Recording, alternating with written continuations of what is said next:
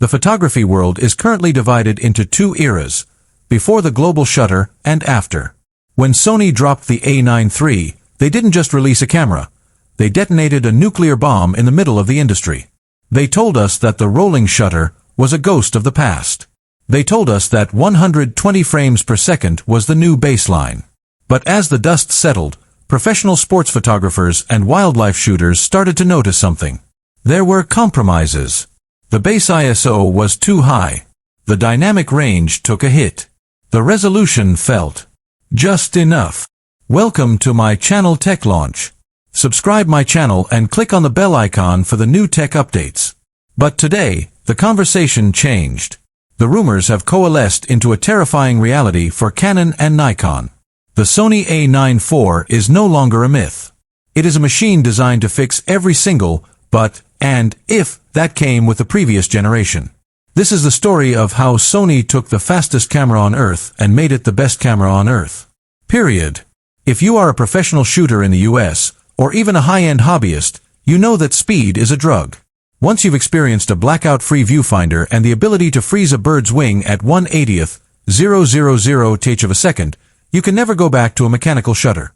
But you've also felt the pain of needing to crop into a 24-megapixel file and realizing there's just not enough data there. The A9 IV exists to kill that pain. Let's talk about the heart of the beast. The sensor.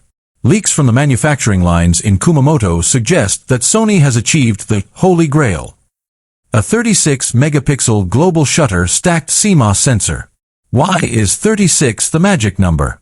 Because it hits the Goldilocks zone. It's enough resolution to allow for a significant 1.5x crop while still maintaining a professional level of detail, but it's not so dense that it destroys low-light performance. But it's not just about the megapixels. It's about the previous S architecture. Sony has reportedly redesigned the photodiodes to increase light-gathering efficiency. This addresses the biggest complaint of the A9 III, the base ISO of 250.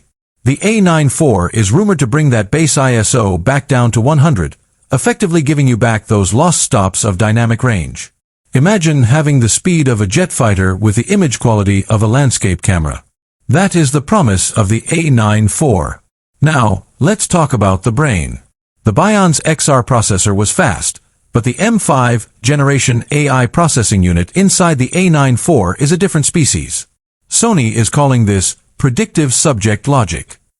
In the past, autofocus tracked what was happening now. The A9 IV tracks what is about to happen. By analyzing the skeletal structure and movement patterns of over 500 different animal and human archetypes, the camera can predict where a soccer player's head or a hawk's eye will be, even if they disappear behind an obstacle for a split second. It doesn't just lock on, it anticipates. Think about what this means for a high-stakes NFL game or a wedding ceremony. You aren't fighting the gear anymore. The gear is an extension of your intent. The keeper rate, on a burst of 120 frames per second, is expected to be near 100%. Think about that. You fire a 2-second burst, you have 240 images, and every single one is tack sharp. But here is where the A9 IV moves from great to impossible. The video.